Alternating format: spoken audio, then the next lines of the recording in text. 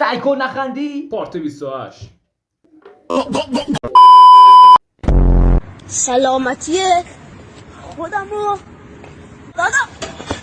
3 تا سلام. اللهم صل علی عجب هواییه.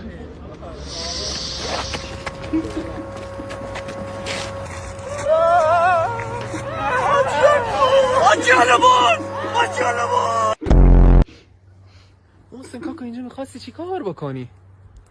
کاکا میخواستم قلب بکشم. قلب که ایجوری نی کاکا سی ای تو میاد اینجا میان قلب میخواستم شاشم نره. بچه میتو گوی. الو سلام آقای محترم. اشتباه گرفتم. داداش نه تو ایران دختر بودن سخته یا پسر بودن؟ بودن.